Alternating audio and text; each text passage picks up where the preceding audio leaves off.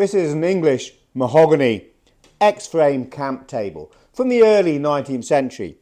And the X-frame is a design for folding table that's been in production for hundreds of years. It's one of the most simplest yet effective designs.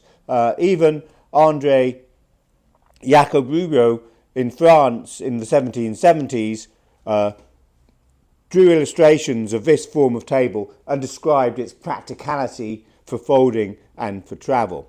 So let's quickly show you how it works. Very simply, you've got hinges to this side of a table, so the top flips over and then it will fold up, and you can see we've gone to really quite a narrow size. Now, those regular watchers of these videos will have seen probably about 20 or so videos back that we had two similar tables in design to this, but they were slightly different in that you could add an extra leg which screwed onto this section to make it stand out like this, and then you'd add a butler's tray here to extend the length, to double the length of the table. Now, whenever you're buying these tables, you've got to be aware that this might be one of those, and so you've got to check the top on both sides to see if it ever had a plate here to take in a screw-in leg. Now we can see on this one quite clearly it's not being patched out, there's no evidence of a plate there, but we want to look on the other side because sometimes people flip these tops over, they remove them on the hinge and they have a look.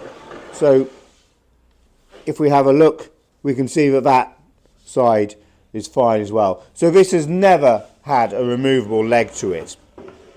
It's always been made simply as a little folding table like this. Now what is unusual about this one from others, and I haven't seen this before, and it's a nice subtle little touch, is you've got two little lugs here and here. Let's see if we can move that in a little bit closer for you to have a look.